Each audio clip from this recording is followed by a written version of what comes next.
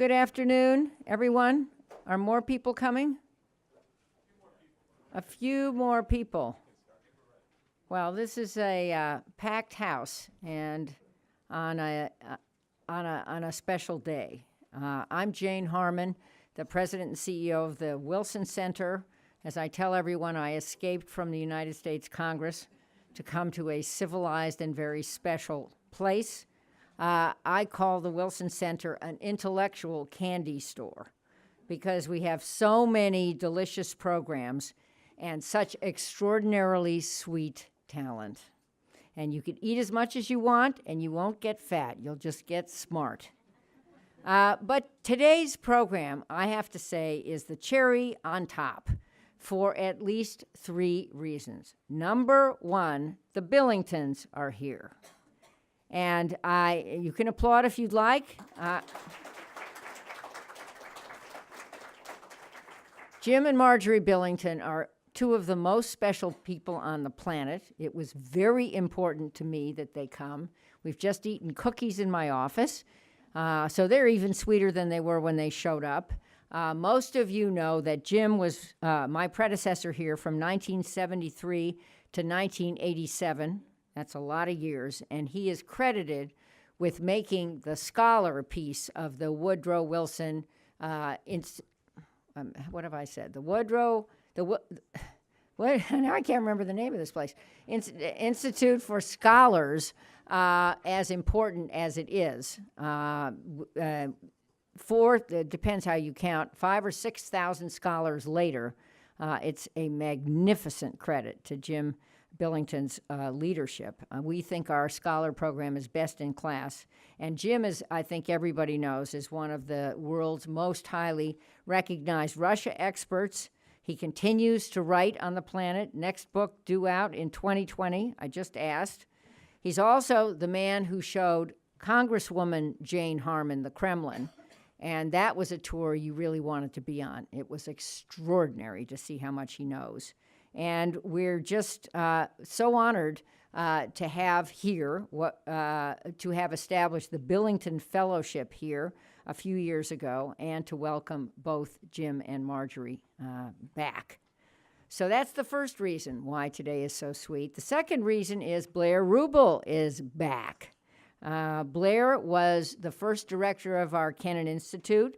He retired, sort of, in quotes, last year. After many years, most recently as our vice president for programs. He continues to write and just showed me a hot new book on the DC jazz scene, something he knows a lot about. And the third reason today is so special is the topic of today, ballet and Russian culture. And most people who love ballet, I would be one of them, know that ballet, really, as we know it, owes so much to Russia, probably more to Russia than any other country. And the panel today, which you will hear about in a minute, is magnificent. One of the panelists, Julie Kent, is a ballerina herself and has taken over as director of the Washington Ballet, which is becoming itself a world-class ballet theater. And I'm a season ticket holder. I paid retail, Julie, just so you know. Love it. So, to introduce our panel is our very own clean-shaven Matt Nijinska. I didn't recognize him with his summer do. Stand up, Matt. Does anyone else recognize him? Raise your hand if you recognize him. But this is the new, sleek version of Matt Nijinska. He is freshly back from a trip to the region where he continues to build our bridges to members of the U.S. Congress and leaders throughout the region. We have 1,400 scholars from Russia and the former Soviet republics, so our ground truth in the area is amazing. Matt came here in 2013 from the Carnegie Endowment. On his watch, the Kennan Institute is one of our most active and best funded, thanks to Matt's personal efforts and the efforts of some in this room, and to Diana Davis Spencer, who sadly was planning to be here but had to cancel at the last minute. So please welcome the director of the Kennan Institute, Matt Nijinska.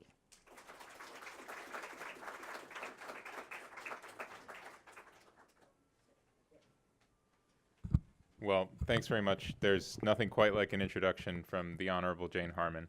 I, in fact, am clean-shaven, not only because it's easier to fly. Okay, that was terrible. Sorry. I am not actually going to be auditioning for the ballet, mostly just because it gets really hot in Washington, so it'll be good to be transported to St. Petersburg by this conversation. I want to welcome everyone to this event. The moment at which we are now is one of those round number anniversaries. It's the 50th year of the Wilson Center. Next year will be the 45th year of the Kennan Institute, and this is the second annual James H. Billington Seminar on Russian History and Culture. Today's lecture, as you know, is titled Ballet Empire, Silver Age St. Petersburg, and the Legacy of the Ballets Russes. This is definitely not your typical DC think tank Russia event. And that's a good thing. That's what we're about at the Kennan Institute and the Wilson Center. That's very much what the Billington Initiative is about. That's very much what Jim Billington himself has stood for. What can I say about this moment in the U.S.-Russia relationship? It's a disaster. That doesn't begin to describe it. Up and down the corridors of state, both in the actual place, the State Department, and of state metaphorically, the lights are going out and the doors are closing. And there are many, many ways in which we could do high politics better in this disastrous relationship. But our thought and our continuing mission is to try to bring culture, to try to bring light and enlightenment on the level of people and on the level of these two great nations. And so I think the opportunity that we have will be very much on display today. Everything that we do here at the Wilson Center and the Kennan Institute would not have been possible without Dr. Billington's dedication and his own distinguished scholarship. But as Jim will tell us, none of that would have been possible without Marjorie Billington, his wonderful, lovely wife. And we know that during Jim's tenure, he was instrumental in creating the Kennan Institute together with George F. Kennan himself and with Fred Starr, its founding director.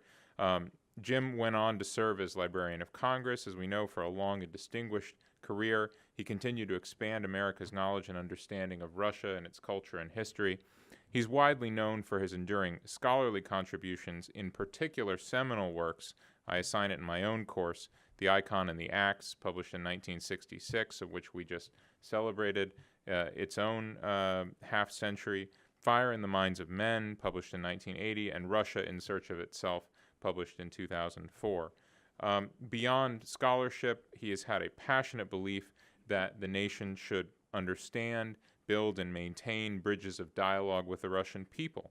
That has included helping American policymakers in government and Congress understand and connect with Russia, and it has included institutional legacies like Dr. Billington's creation of the Open World Leadership Center on Capitol Hill, which endures to this day within the Library of Congress. Tens of thousands of Russians and others from the former Soviet region through Open World have come to the United States, have started in Washington, spread out across all 50 states, learned more about our country, and made personal connections with Americans. It's hugely important.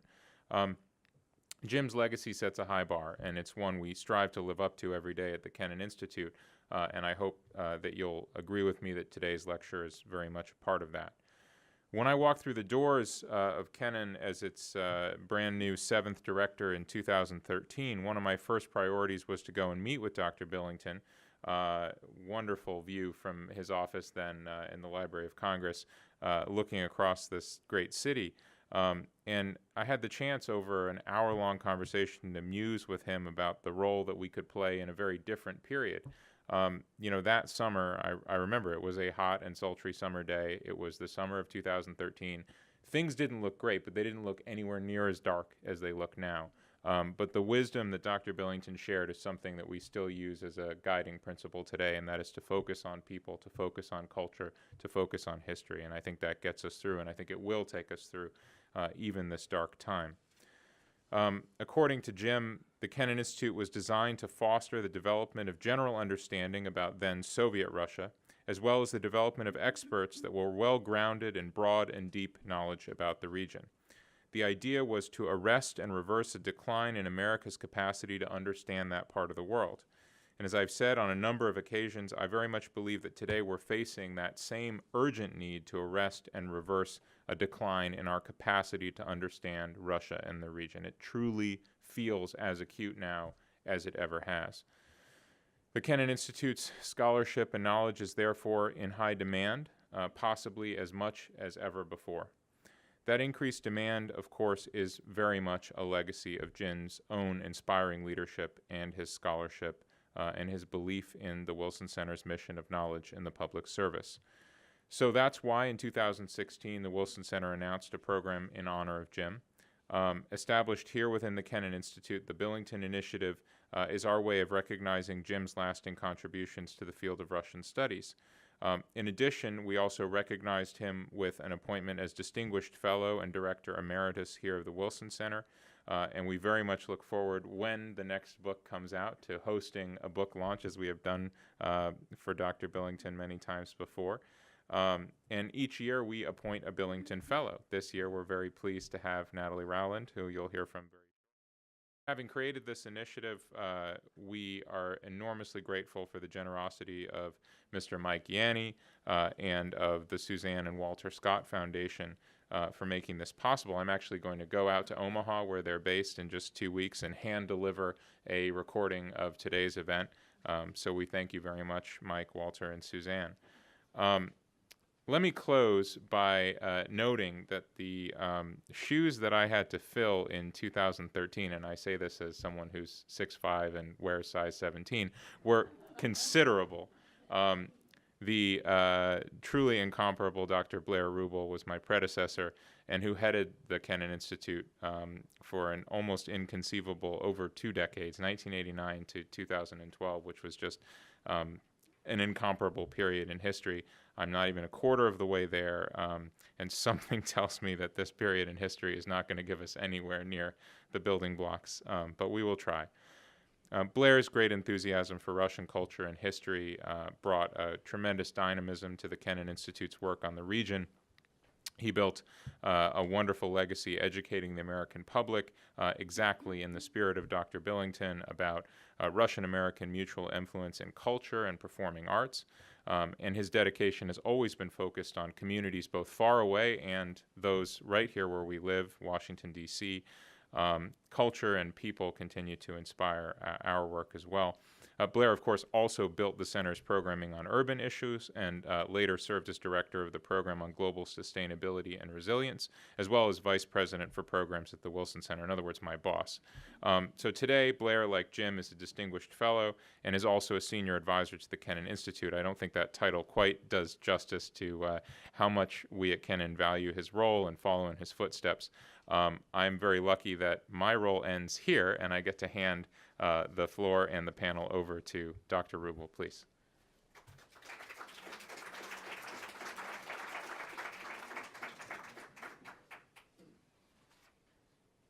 I'm going to keep my remarks brief, at least at the beginning, but I want to begin by thanking Matt in particular for putting on this wonderful panel and for inviting me to moderate. Jane and Matt have already pointed to Jim Billington's legacy here at the Kennan Institute. And it was a legacy that built on George Kennan's vision of how you go about understanding Russia, and the notion that you can't begin to address the challenges of the day unless you begin to appreciate the deep cultural and historical background that got Russia to where Russia is.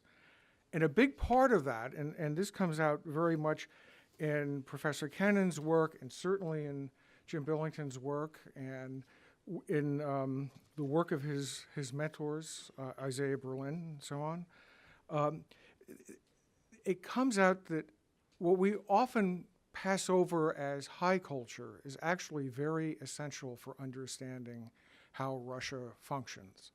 And if you want to begin to figure out how to start opening doors and turning lights on in the relationship, which right now I have to agree doesn't look very promising, but maybe the place to start is a place where Russia has achieved global significance without question. And dance and ballet is certainly an area where this is the case. I think it's important to remember, however, and we'll talk about this, that a century ago, we look back at this great period, but all those Russian dancers making their way to Paris, they were something of the outsiders at the gate. And it's Russia's capacity to not only reinvigorate its own culture, but also European culture and world culture, I think is an important factor that often gets lost when you approach Russia through the traditional issues of international security and politics. So I very much benefited from the opportunity to pick up the legacy that was handed me by Fred Starr and George Kennan, and certainly by Jim Billington. And it's an honor to be able to be here today when the first Billington fellow is presenting her work. There are bios that have been presented in the back, so I'm not going to spend a long time. I'm basically just going to identify our three speakers. Natalie Rouland is the Billington Scholar Fellow. She went to Wellesley and to Stanford. But more importantly, she really has dug down into the world of Russian ballet, and she'll be talking about that, and I'm sure you're in for a really superb talk. And then that will be followed by a conversation of Natalie and Lynn, Garafola, and Julie Kent, and we'll explore some of the issues a little bit more deeply and maybe even get into what all that Russian passion meant on the European stage a century ago, because that's when you begin to understand how Russia got to be Russia and why Russia is important in our lives. So with that, I'm going to turn the floor over to Natalie.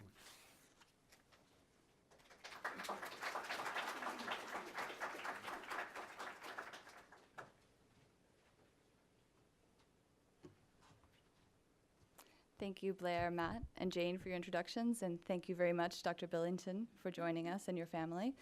I'm very pleased to be here speaking today with Lynn Garafola and Julie Kent. It's very exciting to share my work. My talk today is entitled Ballet Empire, Silver Age St. Petersburg, and the Legacy of the Ballets Russes. On June 4, 1909, all Paris awaited the latest lavish production of Sergei Diaghilev. After the first major exhibition of Russian art in 1906, the series of Russian concerts in 1907, the performance of the Russian opera in 1908, and the premiere of the Ballets Russes in May 1909, the Parisian public was in the throes of Russophilia. Librettist and set designer Alexander Benoit described it as a barbarian invasion. Dancer Tamara Karsavina recalled, Paris was captivated by the barbaric splendor of frenzied movements, the studied ornateness of the East. The French critic Séverine Faust confirmed, the Ballet Russe has united Slavic elements and Asian elements, and in this apparent unleashing of fantasy has left nothing to chance. And the English writer Arnold Bennett described the violent yet ineffable beauty of Cleopatra. Quote, I looked over the crimson plush edge of the box down into Egypt, where Cleopatra was indulging her desires. The audience was taken by assault. Amongst the international glitterati who flocked to the Châtelet Theatre that June, the poet Jean Cocteau recorded his impressions of the ballet Cleopatra and its star, the sensationally scandalous Ida Rubinstein. Quote, then appeared a long ritual procession. First, balanced on the shoulders of 6 stalwarts, a kind of chest of gold and ebony was borne aloft.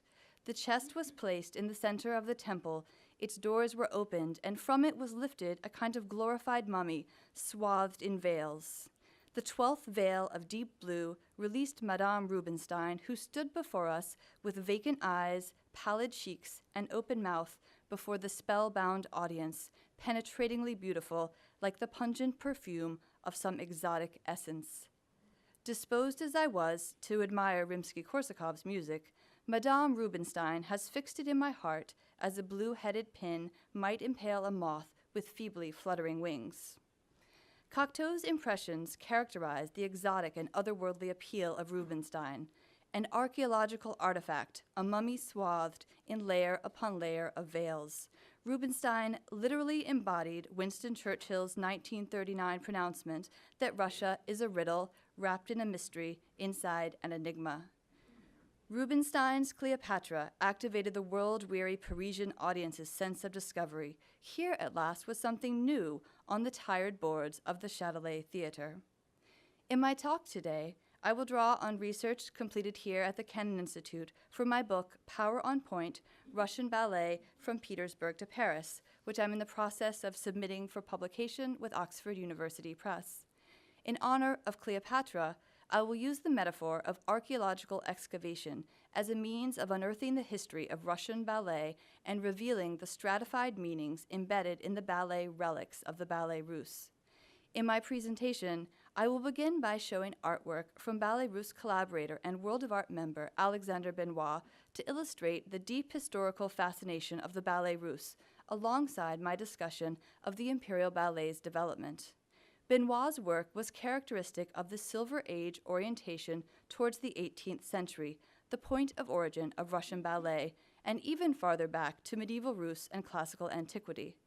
Following my excavation of Russian ballet, I will discuss how the layers of meaning surrounding Cleopatra were manipulated by Rubinstein in her career, spanning the Belle Epoque to the Cold War, as a dancer, actress, and impresario in Russia and Europe. Although ballet appeared first in Russia as early as 1673, historians mark its initial flourishing with the establishment of the first imperial ballet school by Empress Anna Ioannovna in 1738. The February 1842 coronation of Empress Elizaveta Petrovna was even, quote, celebrated by two examples of allegorical ballet, her favorite form of theatrical entertainment, as Dr. Billington has noted in his book. Elizabeth also demonstrated a penchant for cross-dressing masquerades called metamorphoses, which she hosted every Tuesday during her reign. Indeed, from its origins until its incorporation in the imperial theater system created by Grand Duchess Catherine, later Catherine the Great, in 1756, ballet acquired social acceptance through aristocratic dancing at balls and assemblies. Yet the pupils of the first school in St. Petersburg were the children of house serfs, and the theatrical school founded in Moscow in 1809 admitted students chosen, if possible, from the families of theater employees, most likely serf descendants. In Russia, perhaps even more than in Europe, the ballet mirrored Foucault's mechanized military as a highly disciplined, visually examined, sexually segregated display of the Tsar's power. Indeed, during the reign of Paul I, the military and ballet merged in Paul's propensity for parades, prohibition of male dancers, and the decree that ballerina Nastenka Birova don men's clothes to play male roles. While the ballet under Paul I was characterized by military pomp, the ballet of Alexander I reflected the patriotic furor of the Napoleonic era. This period witnessed the proliferation of national ballets by Ivan Valberg, considered the first Russian choreographer, the Italian composer Katerino Kavos, and the Russian librettist Prince Alexander Shakovskoy. Almost a century before the barbarian invasion of the Ballets Russes, Russian ballets such as the 1814 Russian Victory or the Russians in Paris chronicled the occupation of France. Yet, Russian ballet was most famous during the reigns of Alexander I and Nicholas I for the flying ballets of Charles Diaghilev, the dancer Istomina, and their immortalization in the works of Alexander Pushkin. Pushkin's Russian terpsichore, Avdotia Istomina, was a ward of the Imperial Theater School and the darling of French choreographer Diaghilev. Russian by birth, Istomina fused the exotic lure of the Circassian maiden in Diaghilev's The Prisoner of the Caucasus with the ideal of national beauty in Glushkovsky's Rouland and Ludmilla, and united the bondage of the serf dancer with the freedom of balletic fright. In his Eugene Onegin, Pushkin represented Istomina suspended on the tip of one foot and drawing the reader into the circle of seduction with the slow rotation of her other leg before executing a flying leap. Here in the translation by Vladimir Nabokov, Resplendent, half ethereal, obedient to the magic bow, surrounded by a throng of nymphs, Istomena stands. She, while touching with one foot the floor, gyrates the other slowly, and suddenly a leap, and suddenly she flies. She flies like the fluff from Aeol's lips, now twines and now untwines her waist, and beats one swift, small foot against the other.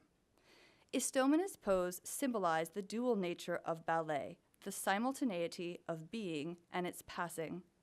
And as Dr. Billington has discussed, the verses of Pushkin and the movements of Istomena gave Russians a new confidence that they were capable of surpassing the West not only in primitive combat, but also in sophisticated cultural accomplishment. The cultural memory of ballet in the works of Romantic poet Pushkin became a bulwark that realist writers, including Lev Tolstoy, attempted to surmount in their own construction of Russianness. During the 1850s, ballet assumed greater significance as a location where Russianness, the imperial gaze, and Russian military adventurism could be marked on stage. Although national dance had been developing in Russia since the beginning of the century and was celebrated in none other than the works of Pushkin, it was effaced by the glitter of foreign celebrities who toured Russia during the reigns of Nicholas I and Alexander II. The national trend in literature and the arts celebrated pastoral images of Russian peasantry engaged in folk dance and song. And as the predominantly French and Italian ballet choreographers, composers, and star dancers became a target for writers seeking to search foreign influences, the Imperial Theater Directorate set about remaking the image of the imperial ballet in a more Russian mold. The canonic 19th century Russian ballet, Swan Lake, signified both the apogee and the end of the imperial ballet tradition.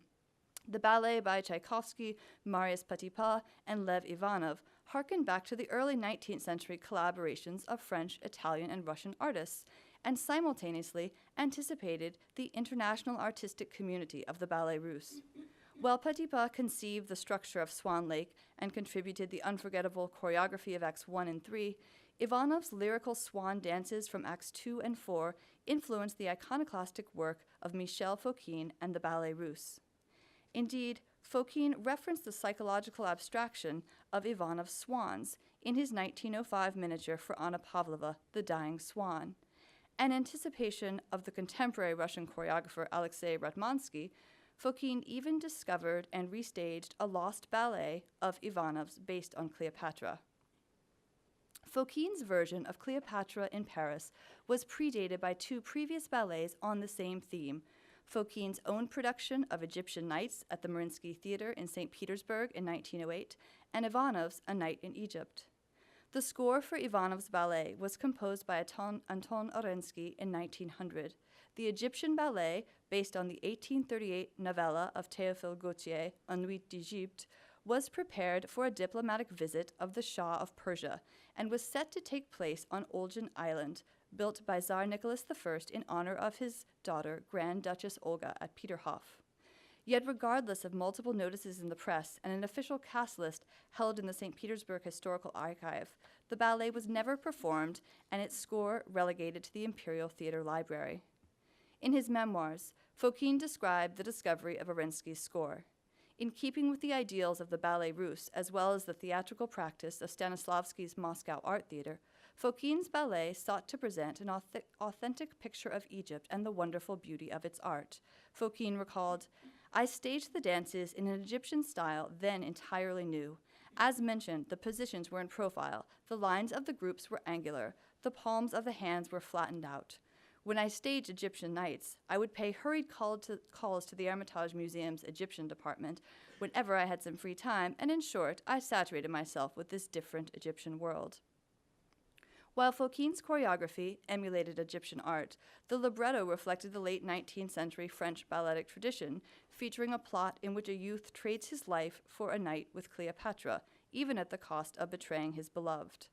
The scene was similarly enlivened in the tradition of imperial divertissement, with ethnographic dances and processionals paying homage to the omnipotent, sexually omnivorous Queen Cleopatra.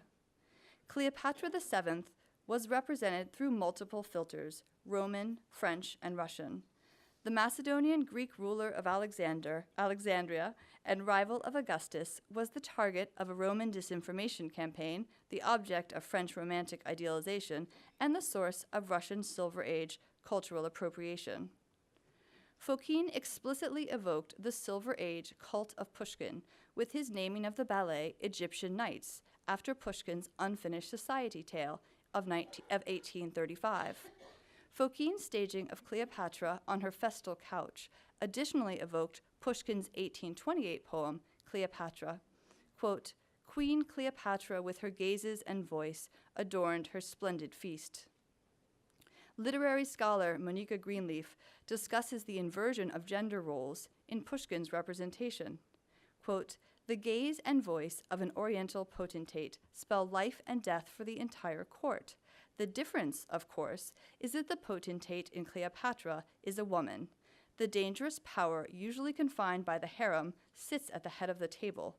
The prerogatives of head, sight, and language have been monstrously usurped, and this is, to the Western sensibility, reflected in the inhuman monstrosity of the bargain she proposes."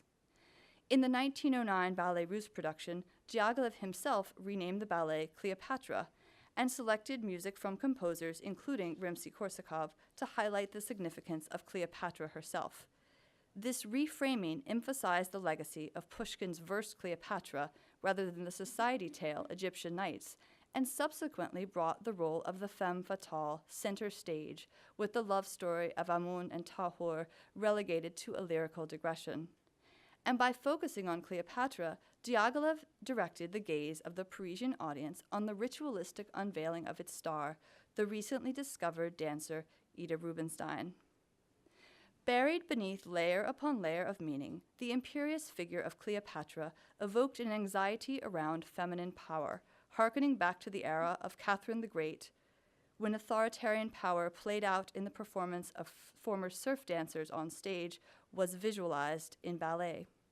In the second half of the 19th century, the archetype of Cleopatra as a femme fatale in French and Russian literature reflected a society grappling with the emergence of industrialization and a modern economy.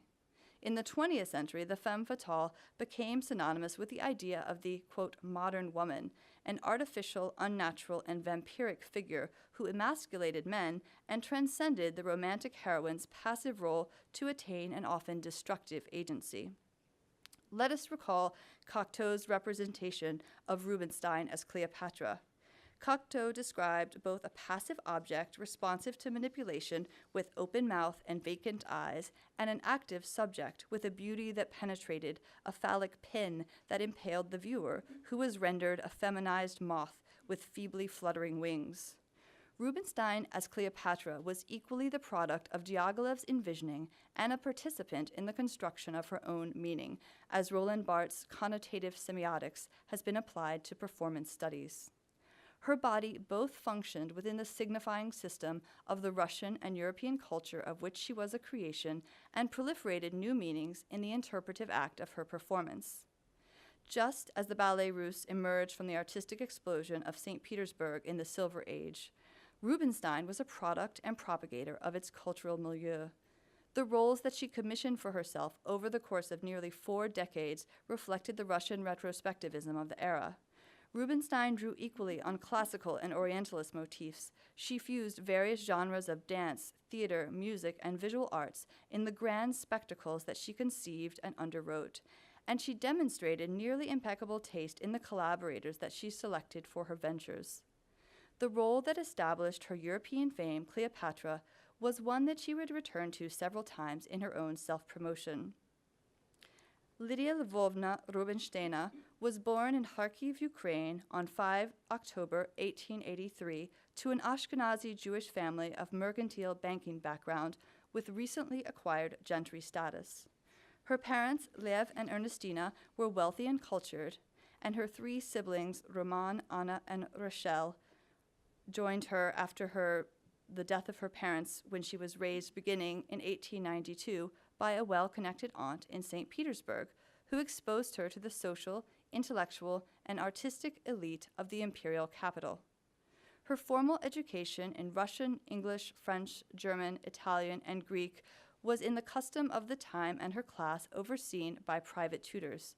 Similarly, Rubinstein's early enthusiasm for dance was cultivated through private instructors from the Imperial Theatre School. This immediately marked Rubinstein as different from other dancers in the Ballets Russes who were part of the Imperial Theatre system. Rubinstein did not receive the formal training of professional dancers such as Pavlova and Bronislava Nijinska at the Imperial Theatre School, yet this was due to her social class rather than her proclivity. In his memoirs, Ballets Russes collaborator Benoit depicted the ballet as a kind of imperial harem, with the theatre school as a nursery for future mistresses of the royal family. For this reason, Rubinstein's socially prominent and affluent family would have discouraged dance as anything more than a social grace.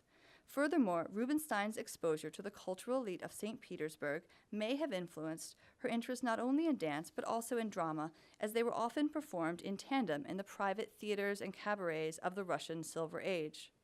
From the very beginning, Rubinstein transgressed the boundaries of dance and drama in her representation of herself as a dancer and an actress.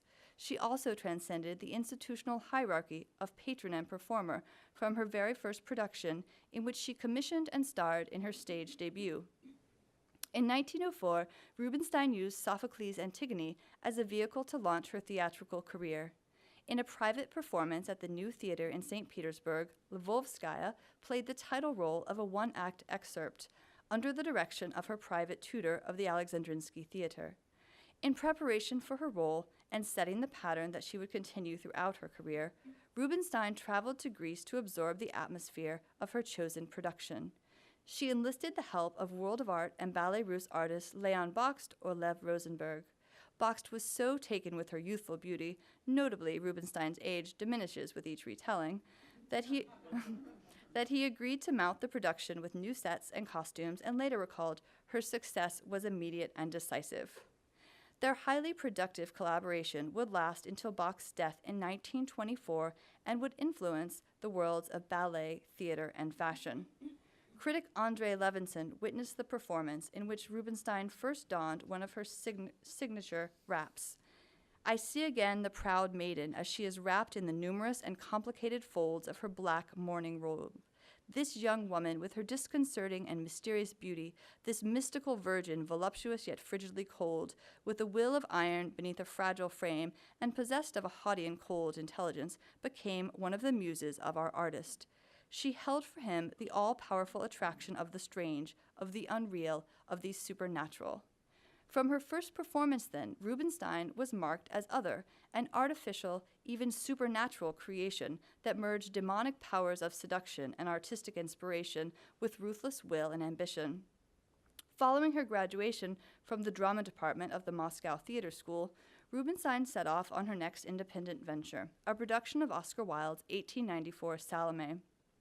As with Antigone, Rubinstein traveled across the Syrian desert to Palestine to prepare for her role as King Herod's temptress and the ultimate decadent femme fatale.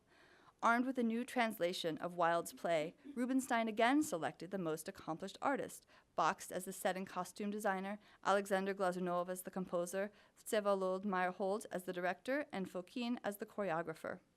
In Salome, Rubinstein faced her first challenge of religious censorship. Along with Vera Komisarzhevskaya's proposed production of Salome at her own theater in St. Petersburg, Rubinstein's Salome was banned by the Holy Synod of the Russian Orthodox Church. Yet, on 21 December 1908, Rubinstein performed an excerpt, The Dance of the Seven Veils, without the blasphemous text of Wilde, in the Great Hall of the Conservatory, and secured her place in the performance history of Salomania that dominated the first decades of the 20th century in venues from opera and ballet to vaudeville and burlesque. Her performance of public censure and erotic exposure titillated the Petersburg audience, of which Diaghilev himself was a member.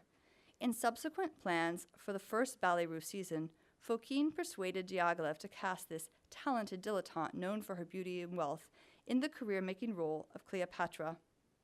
Her legendary European debut in 1909 was not only noted by Cocteau, but also by the political, social, and artistic elite of Paris.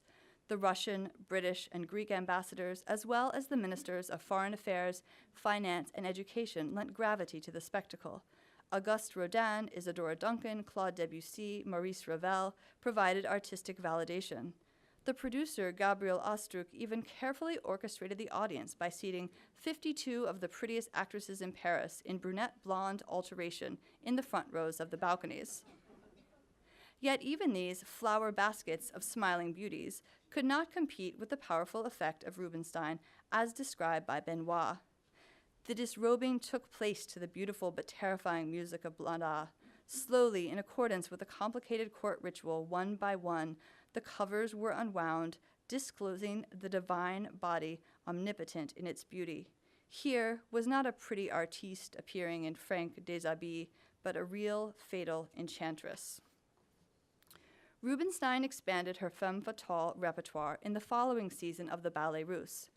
Her interpretation of Zobaida in Diaghilev's 1910 production of Scheherazade, with music by Rimsky-Korsakov, decor by Bakst, and choreography by Fokine, was legendary.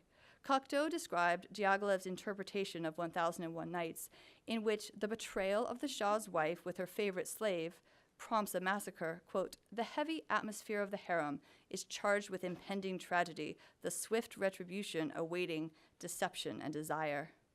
In Diaghilev's ballet, Rubinstein, as Zobaida, recalled her role as the imperious queen Cleopatra, now transported to the harem.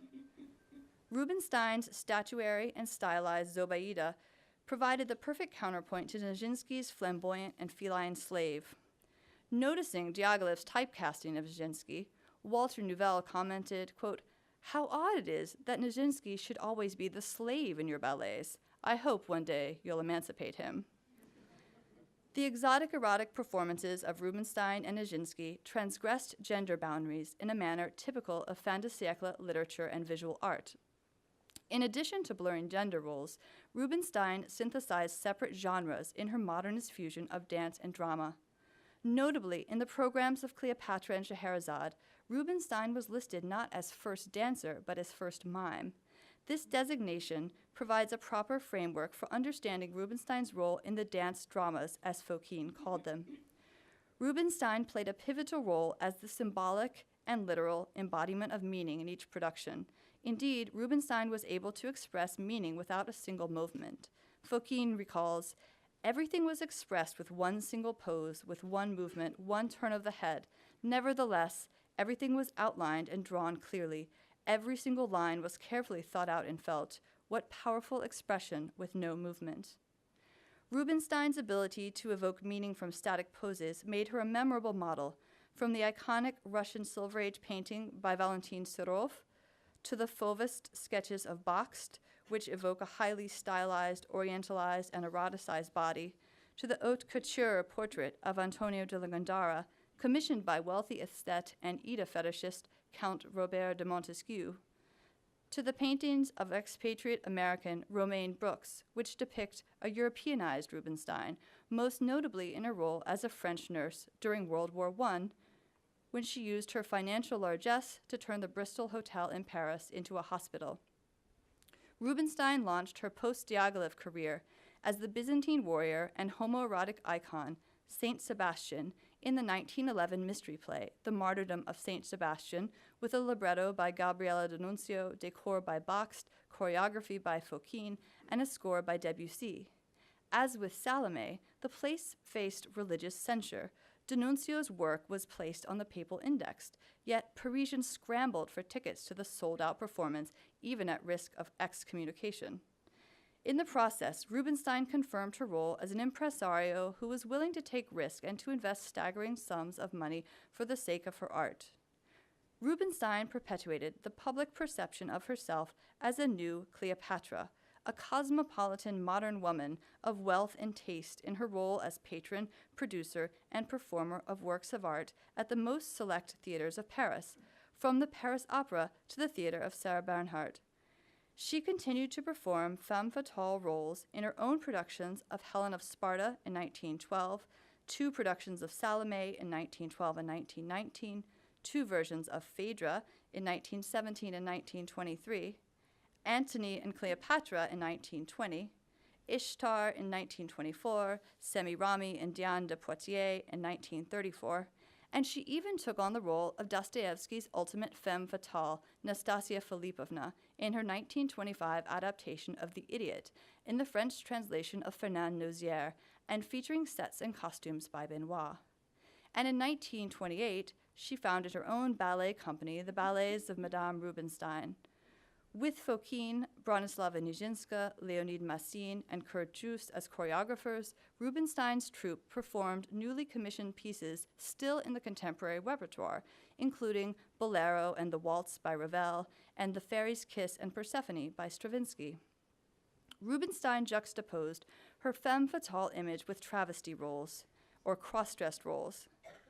Capitalizing on the success of her embodiment of Saint Sebastian, Rubinstein continued to perform in cross-dress as Orpheus in 1926, Cupid and David in 1928, and Amphion in 1931. Rubinstein notably culminated her life's work with a meta-travesty role, Joan at the Stake. The 1938 concert oratorio with libretto by Claudel, score by Honegger, and sets by Benoit in the 1939 Parisian production provided a concluding frame to the cross-dressing saint role that Rubinstein performed in 1911.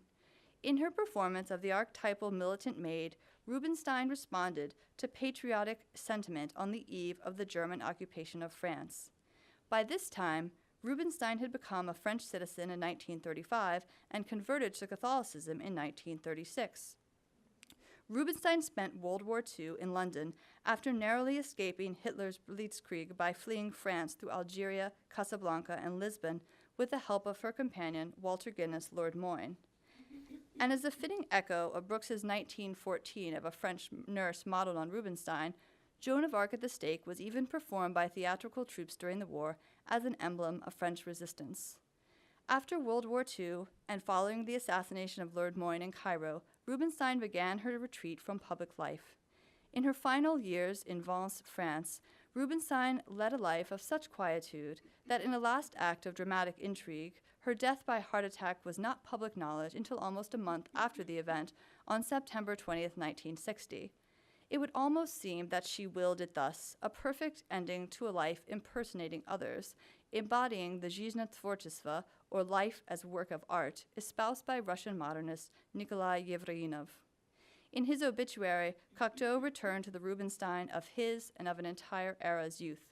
Quote, "With Ida Rubinstein, once again a little of my youth slips away, she who came from the Russian ghetto wrapped in Cleopatra's carpet." Diaghilev's Ballets Russes was collaboratively conceived by Russian producers, choreographers, musicians, artists, and dancers who perceived this performance as a form of cultural diplomacy, of exporting Russian culture to Europe. In this sense, the Ballets Russes represented the culmination of the arc in which ballet was imported from France and Italy in the 18th and 19th centuries, made Russian in the late 19th centuries, and unveiled in Paris as a display of Russian imperial prowess at the beginning of the 20th century. In addition to the choreographic and musical relics of the Ballets Russes, which are still performed in opera houses and concert halls around the world, the visual art of the Ballets Russes remains in circulation on the international art market. Original set and costume designs may be found not only in museums and theater libraries, but also in the private homes of collectors. Diaghilev's ballet, Cleopatra, not only launched the European career of dancer, actress, and impresario Rubinstein, and incited a frenzy of Russophilia in Paris, it positioned Russian ballet as a globally recognized cultural commodity. The crucible of Russian imperial culture that formed the Ballets Russes further cultivated the talents of choreographers, including Bronislava Nijinska and George Balanchine, who would expand the Russian ballet empire across Europe and America. Indeed, the Ballets Russes not only revolutionized the art of ballet itself, the way dancers were trained, ballets were funded, and productions were mounted when Diaghilev's dancers stepped onto the boards of the Châtelet Theatre in 1909, with Rubinstein's Cleopatra at the center of the artistic revolution. Thank you.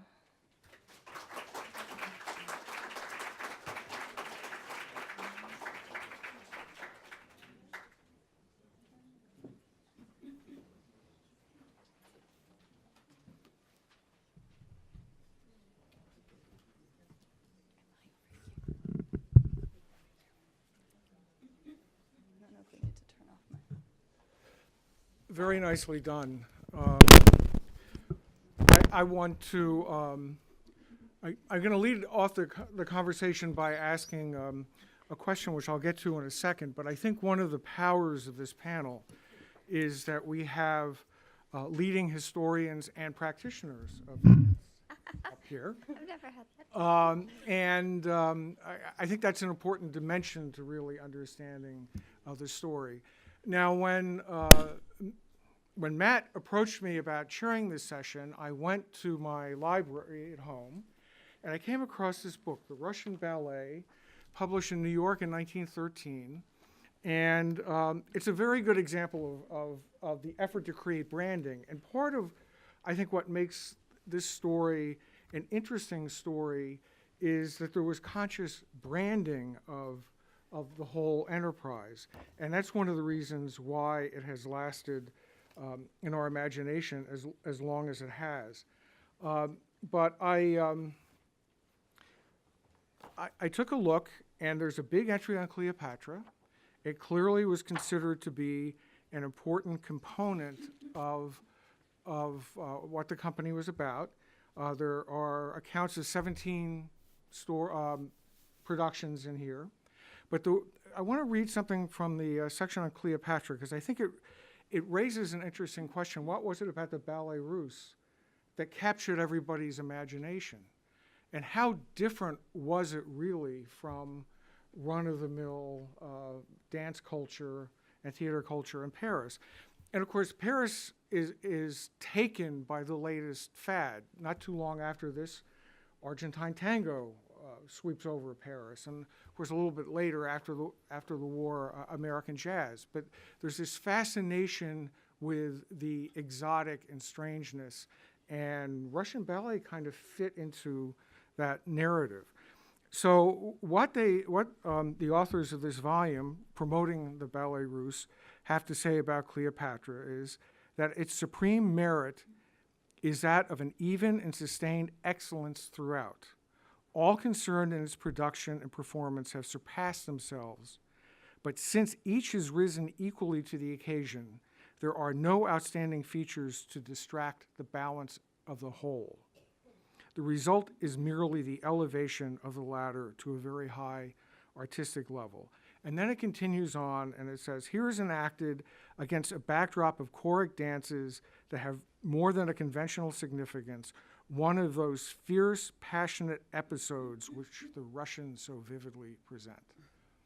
And I think there are three characteristics about the place of Ballets Russes, which Natalie has touched on, that come out of this description. I mean, obviously now, looking back, we think of Rubinstein, and we think of Fokine, and Diaghilev, and Bax, and Benoit, and Nijinska, and Pavlova, and so on.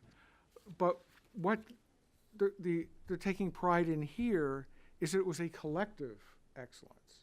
It was a real company, an ensemble in the truest sense. It also points out that the fierce passion that is associated with Russians, and it talks about the vivid way in which this passion is presented, and the very existence of this book is an early marketing tool. So it seems to me there are lots of elements here, and I want to start, and maybe I'll start by asking Lynn to talk about what really made this company different. If we were dance goers in Paris a century ago, why would this have really struck as so exciting? And then I want to ask Julie about, as she thinks about how you build companies and how you create the art and move it forward, what do you take out of this episode? And then we'll begin the conversation. Well, I would say that, first of all, what you'd see in Paris or London or New York or Berlin, all of which had ballet existing, was probably going to be rather mediocre opera house ballet, and then a very vibrant ballet practice in the music halls. This is, you might say, the story that people don't really want to talk about when they talk about ballet. They say, oh, Russian ballet, the arrival of Diaghilev saved ballet. There was no ballet before, but there was a great deal of ballet. But indeed, because of the Ballets Russes and because of all the other Russians who settled in the West during the interwar period, ballet, which in 1900 probably most people would have said was discursively French or Italian, now became discursively Russian. So I think that's important. Ballet, before the Russians, before Diaghilev's company, and I have to distinguish Diaghilev's company from the Russians because what they danced in Paris was, for the most part, not what they were dancing in St. Petersburg. If you look at the yearbooks of the Imperial Theaters to see what they were performing every year, it kind of looked like ABT's repertory at the Met with lots of full-length ballets. But that's not what Diaghilev brought for the most part. The practice of ballet in the West was hugely feminized, armies of women. The company that Diaghilev brought was almost half and half male and female, and in fact the wunderkind of the season was this extraordinary Nijinska. Yes, there was a lot of publicity build-up, but he was extraordinary.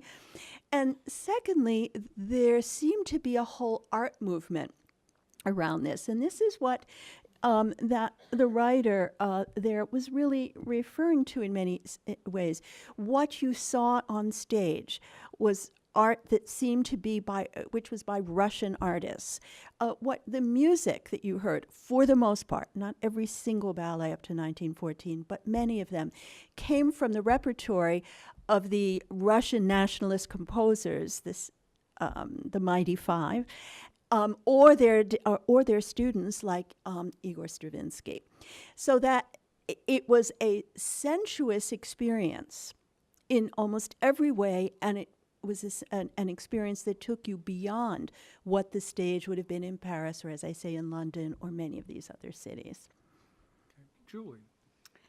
Thank you. So it's a great question for me because as the new director of the Washington Ballet, building the repertoire, which is really the identity of a ballet company, is essential. And so the original plan that I had for this 17-18 season, which was my first real season where I had the ability to really do what I wanted to do.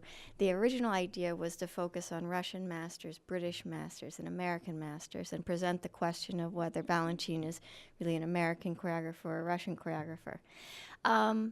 That was not approved. The budget was too big, so I decided to start with Russian masters because, of course, it's really the foundation of our art form. And so I, in our first program last year, I identified the four choreographers of the 19th, 20th, and 21st century that we can link together. And as a dancer, you build your knowledge of your art form. You basically, as a dancer, you learn to speak the language of the choreographer. And so starting, obviously, with Petipa, it's much more difficult because it's much older, and the whole communist era of ballet changed the way the dancers dances choreography. So the original choreography was really lost. I mean, it was changed so much that what we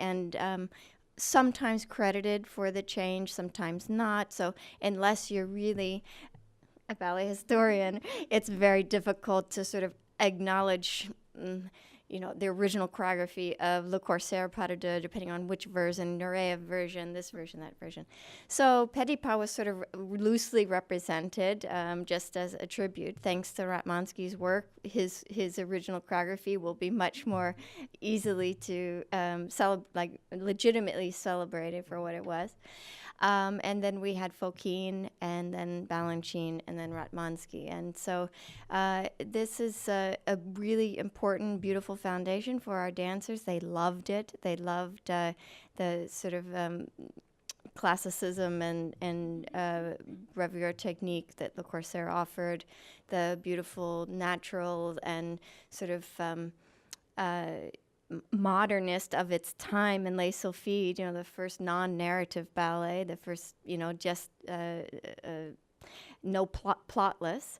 And then moving to the last ballet that Diaghilev commissioned for the Ballet Russe from Balanchine before he died, Prodigal Son, and then moving to Ratmansky's Bolero, which he created, I think, in the early 21st century. And then we presented Serenade, which was Balanchine's first work in the United States. So sort of look at him as both Russian choreographer, American choreographer. We presented Serenade in the spring. So, it's a very, very important part of the education of a dancer, an audience, and an artistic institution. So, Natalie, I want to pick up on something Julie said. She talked about the importance of building a repertoire and also building off of history. You touched upon this in your remarks, but I'd like you to amplify a little bit. How much continuity and discontinuity was there within Russian ballet as we move through the emergence of Ballet Russe? You clearly are talking about changes, but how much of a tradition was there that becomes transferred or changed, or how would you characterize it? Well, Ballet Russe in particular did take a lot from Petipa, actually. So as I suggested with Swan Lake, so we see, the dying swan, the ultimate, what a lot of people see as the sort of symbol of this emerging Ballet Russe culture. Fokin's Dying Swan from 1905, choreographed for Anna Pavlova. That actually emerges from Ivanov's own, Lev Ivanov's depiction of swans in the Swan Lake production. But in addition to that, you see also Polovtsian dances, which Fokin performs or choreographs for the Ballet Russe, is drawn from Ivanov's Polovtsian dances from the opera. So there is a lot of borrowing, and so what I would suggest is that what's revolutionary about Russian ballet at the beginning of the 20th century and its export as Ballet Russe is the way that it removes it from this imperial theater structure, both the institutional structure, but also the full evening ballets that Lynn referenced. So you take Sleeping Beauty and you choose certain acts to perform, you condense it and turn it into more of the sort of spectacular jewel-toned ballet that Diaghilev produced, or you extract Polovtsian dances from the opera where it was originally performed as a ballet divertissement and then present it as a piece in and of itself. And so, in the sense, the continuity is one of, it's sort of a two-sided, because it's drawing from the repertoire, but it's also divorcing it from context, which is very modernist as well. And that's what makes it seem so shocking and revolutionary, but also makes it appealing and gives the sense of this new discovery for the Parisian audience. And I think also contributes to the sense that, the Arnold Bennett quote where he described it as an assault, that there was something shocking about it. I mean, with the famous 1913 Rite of Spring, which elicited a riot in the audience. So all of these, this sort of three-dimensional body that's been developed during the course of the 19th century. One of the Russian contributions was to add skewed shoulders, the épaulement, to the more French classical body. And then Fokin and Nijinska turn it back into sort of a two-dimensional body, but in the tradition of Greek vases and classical friezes. So this kind of movement is developing as well. Lynn, we were chatting a little bit before we got started. Part of the interesting legacy of Ballet Russe is how after Diaghilev's death, the company fragments, and there's this very contentious history of contending companies claiming that they're the true, honest Ballet Russe. But part of what that does is it extends the influence of the company globally. One can talk about certainly the American case, the Canadian case, or for that matter in South America, the various strains that come from this. Maybe if you could say a few words about what happened. Well, especially after let's put it this way. The Ballet Russe under Diaghilev certainly toured an enormous amount. They never really had a home except a partial home during the 1920s in Monte Carlo where they could store their stuff, do rehearsals, perform in the opera ballets. But essentially it was a touring company, and I would say that's one of the big legacies in the West, that you had companies without proper homes, or they had part-time homes, but they were essentially touring companies. I think also the fragmentation is not only that you had so many dancers at various points who were part of the Ballet Russe, and you had choreographers who would spend maybe 4 or 5 years, and then Diaghilev would move over to something else, and he'd want to pursue. He was interested in pursuing something else, and thought he could, he couldn't choreograph, so he would find choreographers to do that, so that you had multiple legacies that are then picked up in different places, which makes it an even more contentious, if you will, kind of legacy. So that so-called British ballet that develops in the late 20s, 1930s, and the 1940s places a premium on the full-length ballets that they were resurrecting through the émigrés who set the choreography from the imperial theaters. So it's not only the Diaghilev ballets that they're resurrecting, but also the pre-revolutionary Swan Lakes, Nutcracker, Sleeping Beauty in particular, they considered very, very important. So that is one legacy. You could say that Balanchine's legacy within the United States was from the last, perhaps, experimentalist period of Diaghilev. So that brings something else. He's not doing, he's doing the Four Temperaments. He's not doing, or Agon, he's not doing Sleeping Beauty.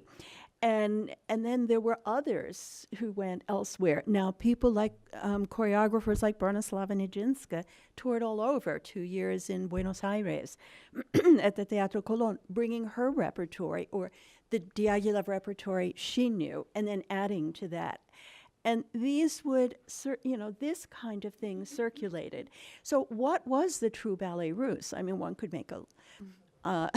yes, well, the real ones stand up. But there was no real one, even though when finally the de Basile company makes its debut in 1932, especially in the émigré newspapers, they would talk about the resurrection of the Russian ballet. But in fact, 3 months before, they were reviewing revivals of Petrushka and other things and saying, this is now really Ballet Russe. So it becomes a very interesting issue. And then, of course, there are splits. And then at various times, you find someone like this de Basile in the 1930s who basically wants to contain this. He wants to be the one in control of the Ballet Russe. So he's constantly making deals to kind of make sure Nijinska doesn't go her own way and Wojciechowski doesn't go her own way. And they also had companies like Wojciechowski's Ballet Russe, Nijinska's Ballet Russe, etc. It should all be under the de Basile banner. And this kind of collapses by the end of World War II. But it's quite something, even though, of course, these people don't disappear in 1945 or 1946, but in a sense they cease to be part of this traveling community of players, but settle in these different communities where they become active members of those communities. Julie, I was taken by your interest in emphasizing sort of the historical trajectory and traditions of ballet, and I just wonder, working with contemporary American dancers, is this an aspect of the training that they receive, or does a dancer today just sort of absorb and assume that this is dance and doesn't really think too much about where it all comes from? No, I mean, a ballet dancer studies classical ballet, and as Baryshnikov, who was my first boss, but my first really big mentor as a professional, was very clear that it's not Russian or French or English. Classical ballet is classical ballet. That's it. Fifth position is fifth position. This is what ballet dancers study. It's a classical language, and so the study of history is completely a part of your study as a dancer. It's completely embedded. You're always looking at whatever material you can that inspires and evokes an image of your mind of a dancer that has done the role before you, if you're looking at classical ballets. And so obviously in my time before the internet and Cold War and the whole circumstance, it was books like that, and my mother had a lovely collection and still does of wonderful ballet books, art books, where I saw Spisetsova and Giselle and The Line and all, and Pavlova, of course, and all of those beautiful images that imprint on you and give you something to apply to your training. And then now dancers, YouTube just opens up the whole world. You can see anything, and it's fascinating and interesting and great food for them. So I think that the appetite for a dancer is very similar for the appetite of the audience. We want it all. Everybody wants to see everything. They want to be able, again, it's like an articulation of the body. It's speaking with languages. You want to be able to speak Latin, and you wanted to speak petit pas, and you want to be able to almost invent your own language. And just that beauty of the communication of the human body, just visually, is really why dance has been and always will be a part of just human culture, regardless of where you are on this planet. Could I just add a little something to that? Even in 1913, when the Ballet Russe dancers were doing Nijinski's rehearsing for months and months, Nijinski's Rite of Spring, where there was no turnout. On the contrary, they were supposed to be turned in, where there was stamping, there was no point work, there was nothing that looked classical. They had a traditional ballet class taught by Cicchetti every single morning, and before and after the premiere of the performance of Sacre, they might be doing Les Sylphides or the Palazzian dances, so that there was a really, the class, as Julie was saying, that remains the core, but the choreography can do all kinds of other things. I'm going to go to the audience in a second, but Natalie, as a final question for our conversation, Julie said, dance is dance. So how much of this story is distinctively Russian? We think of it as Russian. We've obviously billed it as Russian. But how much of the story is really much more about dance and less about the fact that these were Russian barbarians charging into Paris? I think what is Russian about it is the cultural appropriation. So we see it not just in ballet, but in literature. So Russian literature is very invested in bringing in French literature, transforming it as well. And so I think that that's actually the component that makes Russian ballet unique in some ways, is its attempt to brand it and to take what, again, has been perceived as French and Italian and then make it Russian.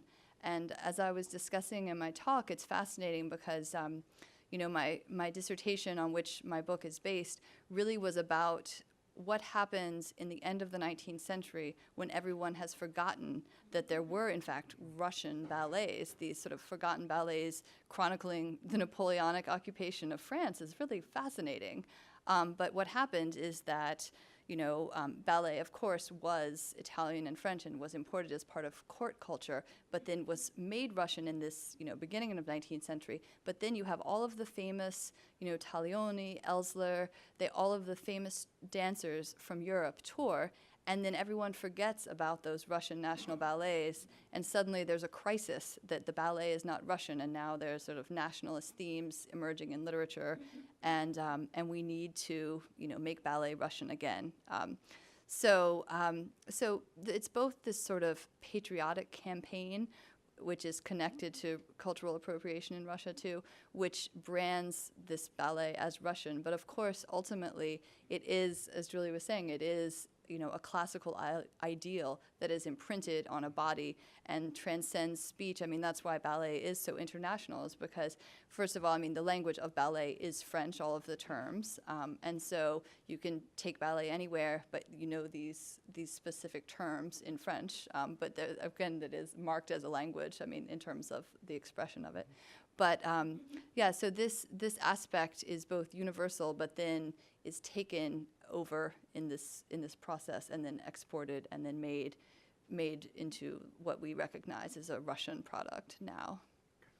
I think we have 10, 15 minutes, and we'll open it up for questions. Let me see who's passing the microphone, just so I know. Okay. The first hand up is right. Yes. We're going to get you a microphone right now. Hi, my name is Caroline Lupatini, and I'm an incoming master's student at Johns Hopkins SAIS. So my question is sort of regarding not only the cultural appropriation of the Ballet Russe itself, but also the appropriation, I think, or the reception, that is, of Russian culture and the Ballet Russe within Paris itself. Was you mentioned a lot in your talk about sort of the cross-dressing of Ida Rubinstein, and I find that really interesting because in the operatic tradition, there are a lot of cases of women playing male roles. For example, in The Marriage of Figaro, the role of Cherubino is played by a woman, though the character is a man.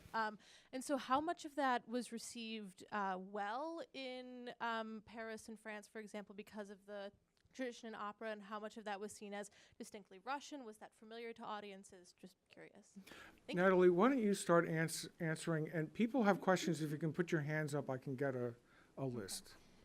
Well, Lynn has also written extensively about this, the role of travesty dancers. So it was both, it was occurring simultaneously. It's my, you know, in Paris you had travesty dancers, not just in the opera, but in the ballet theater as well. And Lynn could speak to this extensively from her writing on it, but I hate to paraphrase her, but essentially it was part of this sort of emerging bourgeois audience where previously you had the dancer noble who would play opposite the ballerina, and then this sort of desire to get rid of that figure that represented the aristocracy and have the demi-caractère, the flashy sort of the Baryshnikov dancer. And then you have the female dancer cross-dressing as sort of a tittillating device, but that also has sort of a socioeconomic element as well. But I don't know if Lynn wants to comment more. Also, at the by the end of the 19th century and the early 20th century, in the West, in the music hall stages, they had these, troops of ballet dancers, but there were no men. They would simply play mime roles, or maybe a ballerina like Adeline Genet in London insisted she had to have a man to support her. But that was all. But that was different. That was part of the shock of the Ballet Russe in the first couple of years. It was all that testosterone on stage, the guys leaping down to the front. Next stop, the audience. So this was really tremendous. With regard to Rubinstein, she was a very unusual person. She was, for the time, very tall, enormously slim. Dancers were not quite, they were more rounded at that time than they are today, or were even in the 1920s. So this, but it was part of her exoticism, I think, that, and these were like Saint Sebastian, it was set in biblical times, other things would be in other times. So it didn't shock in the way I think the shock of the male dancer was far greater. Okay, there are a couple of questions in the back corner. Why don't we take those, and then we can get a microphone up front for the next round. Thank you. First, I'd like to thank all of you for being here today. I've either read your books or seen you dance. I have an old DVD that I haven't opened. It contains 3 ballets, Bolt, Pique-Dame, and Pharaoh's Daughter. Is the latter a derivative work of any of the Egyptian ballets that you mentioned? It's Ever heard of it? Oh, Pharaoh's Daughter. Yes, it's actually, it precedes these Egyptian ballets. So this is part of when Blair was asking earlier about the continuity. You see Petipa's Pharaoh's Daughter is one of the sources for the sort of Egyptian ballets of Fokine. And in fact, there's a Kirov production of Egyptian Nights, and you see there's an urn dance, which there's the urn dance from Bayadere, but there's also a lot of the same imagery from Pharaoh's Daughter appears in that Egyptian Nights as well. So, Okay, there were two questions here, one here, and then the gentleman back there, and we'll come back up on stage. Hi, thank you for today. I'm Susie Miller. I'm a choreographer from California. My question is about Ida Rubinstein's Ashkenazi heritage. That was through the pogroms in World War II. How did it come into play with her mystique or the religious censure or scandal or anything like that? Okay, we'll take the question from the gentleman a couple rows behind you. You had a question, sir? And then later we'll come back over here. Thank you, Garth Trinkle. Let me try to make this quick. One is a historical question, and that is, could the historians make any comment on Brona and Nina Nijinska's attempts to come out of the fragmentation of the Ballet Russe? And they continued working after World War II from Pacific Palisades, California, and they staged works including Les Noces by Stravinsky in the 70s in places like Tulsa and Oakland, California. Do you have any special insight into what these two women, mother and daughter, were doing from California in the 70s at a time when the big institutions on the East Coast were beginning to bring the Bolshoi and the Paris and the La Scala and then the Stuttgart and then the Dutch? And then the other question is, could you just, Ms. Kent, could you just expand a little bit? I believe the Kennedy Center has a big problem with Russian culture right now. The symphony doesn't know what to do with Russian music, and they did not know how to handle the Shift Festival. You had a very successful first year focusing on Russian masters. Could you give us a little bit of your idea whether you have plans to continue a Russian focus in your next 1, 2, or 3 years? Okay, Thank why don't we take those questions, and then we'll come down here for what will probably be the final question. But we'll take these first, and then we'll come back. We'll come back to you. so Okay. So just briefly about Ida. Yes, I mean, this was definitely, her Jewishness was definitely in the subject of Russian and French press, and in particular in the martyrdom of Saint Sebastian. That was what was partially seen as what was so blasphemous, this idea of, a Russian Jew playing Saint Sebastian. And also, in the Salome as well. So she was assimilated because her father had the gentry status, so there was a level of assimilation. And then later she converts to Catholicism as obviously, a survival tactic, and her sister converted to Catholicism as well, Irene. But it's definitely a thread that you find through all the press reviews, and it's something that she both cultivates, but doesn't seem to want to define herself by that as well. So. Thank you. They even talk about, well, she speaks French, but she doesn't sound like she comes from anywhere. So, yeah, and the cosmopolitan she cultivated the cosmopolitan also, but it was as well. That was kind of cosmopolitan was kind of code for Jewish as well. So, Okay. Julie, do you want to? Sure. So, call me naive. I just start where you should start with Russian masters. And honestly, there were people that told me I shouldn't do that. Call it something else. And I thought, this is crazy. Call it what it is. It's Russian master choreographers. And, it really spoke for itself, and that kind of excellence and beauty and the validity of those works and those masters really just speak for themselves. I didn't do anything except try to inspire in the dancers the love of those ballets and what they mean.